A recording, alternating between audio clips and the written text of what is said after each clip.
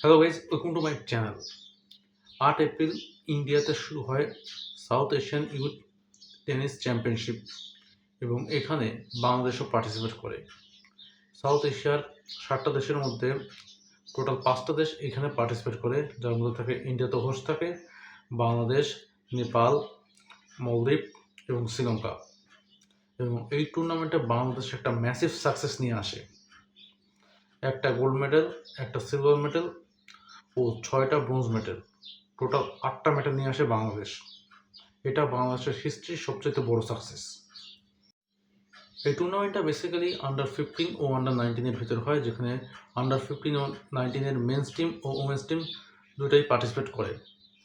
এবং এদের মধ্যে বাংলাদেশের under nineteen teams, actually under nineteen men's teams gold medal নিয়ে আসে। এবং টুর্নামেন্টে যে গোল্ড মেডেল আনবে সে ডাইরেক্ট এশিয়ান ইউথ চ্যাম্পিয়নশিপে যাবে।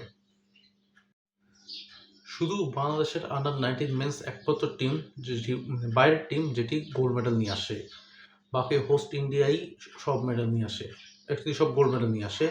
Under-19 women's gold, under fifteen men's and women's gold সব ইন্ডিয়াই নিয়ে আসে। সেহেতু বাংলাদেশ ও ইন্ডিয়ার এই 3টা টিম এশিয়ান ইউথ চ্যাম্পিয়নশিপে যাবে।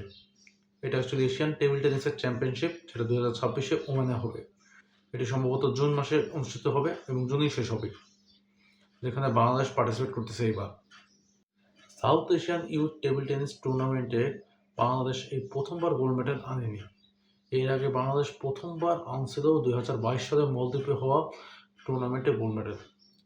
এটা বাংলাদেশের সেকেন্ড চ্যাম্পিয়নশিপ যেখানে বাংলাদেশ গোল্ড মেডেল আনছে। এর বাদেও বাংলাদেশ একটা সিলভার মেডেল ও 6টি ব্রোঞ্জ মেডেল আনে, যার মধ্যে Bangladesh under-19 women's silver medal আনে এবং বাকি ডুও ও টিম মিলে ব্রোঞ্জ মেডেলগুলো আনে।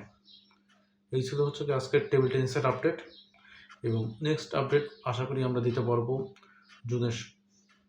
সো ততক্ষণের জন্য আমাদের চ্যানেলকে সাবস্ক্রাইব করে রাখুন এবং বাংলাদেশের সকল স্পোর্টসের জন্য আমাদের চ্যানেলকে সাবস্ক্রাইব করুন, এবং এই ভিডিওটা ভালো লাগলে অবশ্যই লাইক করবেন। Thank you so much for watching.